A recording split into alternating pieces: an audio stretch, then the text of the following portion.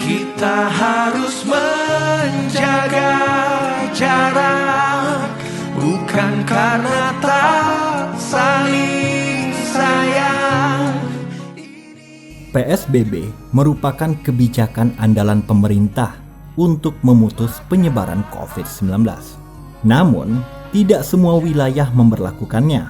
Hanya wilayah dengan zona merah corona yang dapat melaksanakannya. Lalu bagaimana jadinya jika PSBB satu wilayah usai, tapi daerah sekitarnya masih memberlakukan PSBB? Bukankah ini akan menyebabkan warga memilih memindahkan aktivitasnya ke daerah yang PSBB-nya berakhir? Gubernur Jabar Ridwan Kamil memastikan pemberlakuan PSBB Provinsi Jawa Barat akan dimulai pada 6 Mei 2020. Ia pun berharap selama PSBB tak ada lagi pemudik dari Bandung maupun daerah Jabodetabek yang masuk ke daerah lain di Jawa Barat. Namun sayangnya, tidak semua daerah di Jabar menerapkan PSBB secara penuh.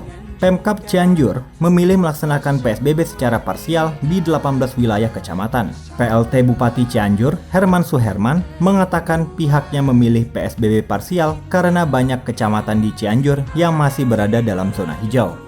Langkah tersebut mungkin saja akan diikuti oleh daerah lainnya di Jawa Barat seperti Karawang dan Bekasi.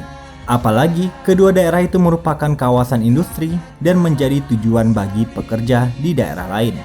Akibatnya, meski PSBB Provinsi Jabar telah diberlakukan, namun tidak akan menutup arus masyarakat dari luar kawasan industri.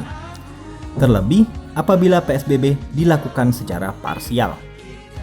Seperti yang terjadi di Surabaya, Jawa Timur, di mana Pemprov Jatim menyalahkan Pemkot Surabaya yang dinilai lamban dalam menangani timbulnya klaster corona di PT Sampurna.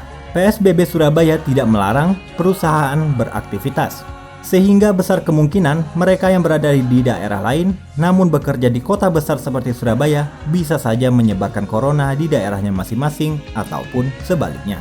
Inilah yang harus diperhatikan pemerintah, apalagi PSBB DKI Jakarta akan segera berakhir. Ketika PSBB Jakarta usai, PSBB di Jawa Barat dan daerah Jabodetabek lainnya akan terus berjalan. Padahal, angka COVID-19 di daerah sekitaran DKI, yakni Bogor, Depok, dan Tangerang, tengah mengalami peningkatan. Dengan mekanisme yang berlaku saat ini, bukan tidak mungkin Jakarta akan berisiko tinggi menjadi epicentrum baru COVID-19 melalui para pekerjanya yang bertempat tinggal di luar Jakarta.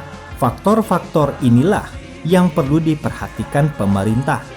Apabila pemerintah benar-benar ingin mengakhiri wabah COVID-19 pada Juni 2020 dan mencegah gelombang kedua COVID-19 yang terjadi saat Lebaran di Jakarta.